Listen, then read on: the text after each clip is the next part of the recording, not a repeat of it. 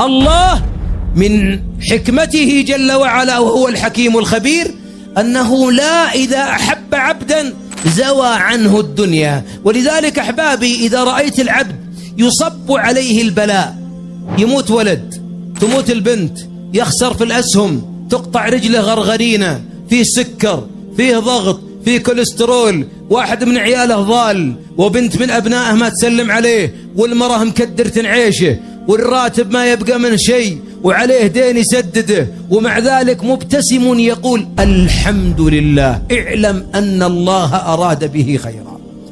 كأنما أراد الله ألا يجعل جزاءه ولا مكافأته إلا في الآخرة. هنيئا لهؤلاء الذين اختصهم الله فجعلهم في الدنيا في كدر، لكنهم مع باب جنات النعيم والملائكة يدخلون عليهم من كل باب سلام عليكم بما صبرتم. افهم الدنيا أحبابي من أكبر الحسرات اللي تتحس. الدنيا هذه أقسم بجلال الله ما تستاهل منك دمعة ولا تنهيده ولا بكاء ولا حسرة، لأنها كلها دار فناء. من اللي بقي أجدادك؟ هل جدي وجدك على قيد الحياة أو والدهم؟ كلها رحلوا وسنرحل، واللي بعدنا سيرحلون، ولو بقيت إليهم ما وصلت إلينا. عندنا يقين أننا نلقى الله.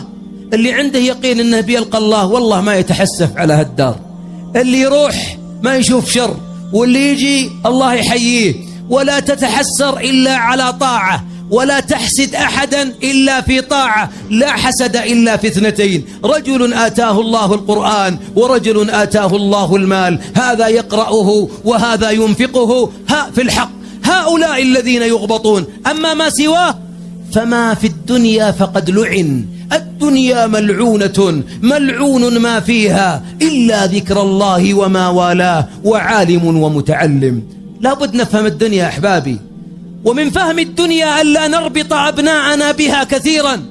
بعض الآباء والأمهات أخطأ، يقول وأنا أبوك افطن لنفسك، أمن مستقبلك. أكبر كذبة صدقناها وصدقها أبناؤنا أن المستقبل فوق الأرض. والله حسرات، المستقبل فوق الأرض يا أحبابي.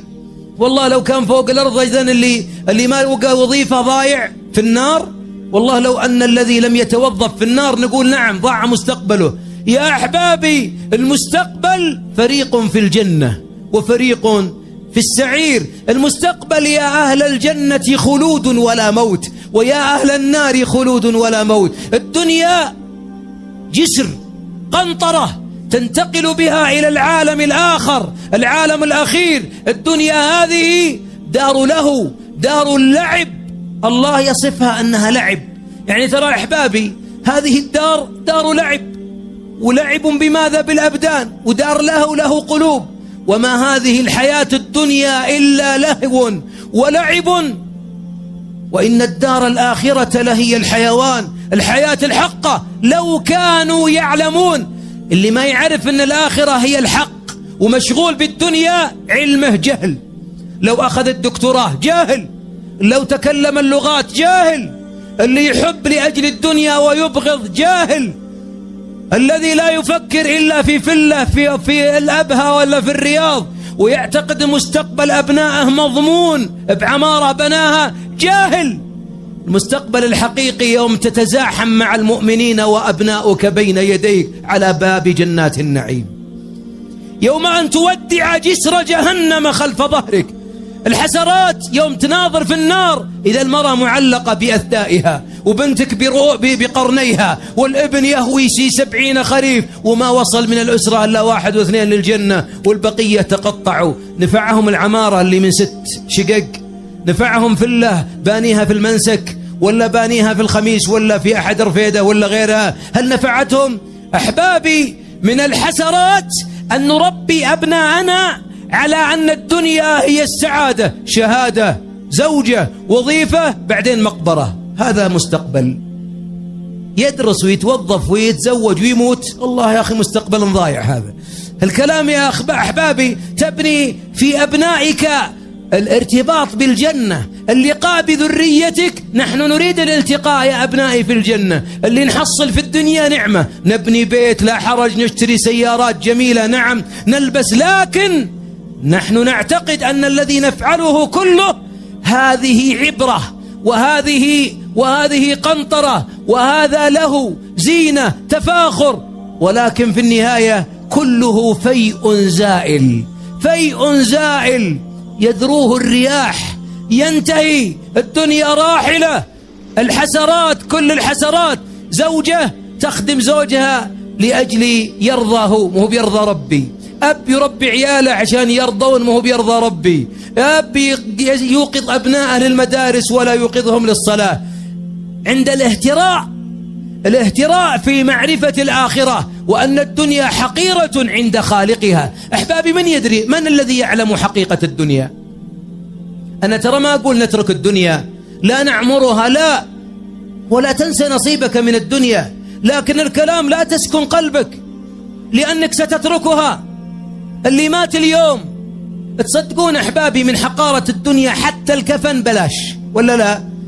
والله إن الكفن بلاش، والحنوط بلاش، واللي غسلك متصدقين عليك، واللي بينزلك القبر متصدقين عليك، وأهل المساحي اللي نزلوك في القبر ودفنوك متصدقين عليك. حتى أموالنا لن تكفننا ولن تحنطنا، وحتى السيارة سيارة صدقة ينقلونك الناس على ظهور سياراتهم ولا سيارة المغسلة. حقيرة هذه الدار التي يا أحبابي 60 سنة 70 سنة، ثم بعد ذلك أبنائك بعد ما ينزلونك في القبر 3 أيام، لا والله هذا الأولين 3 أيام، الحين من يوم يرجعون ويحطون المفاطيح وكراسي حمر وقهوجي وقدوع وحلا وموية باردة وعصير. إذا دخلت على بعض الناس في العزاء وش تقول؟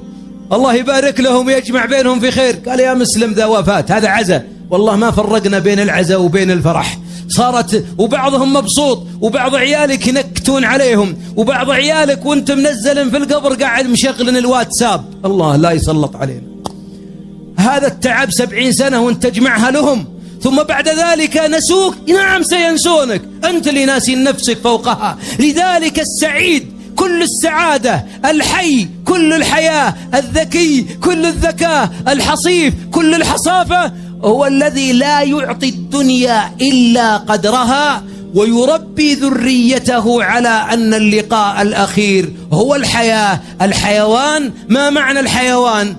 وإن الآخرة لهي الحيوان، أي الحياة الحقة الدائمة الباقية التي لا تزول.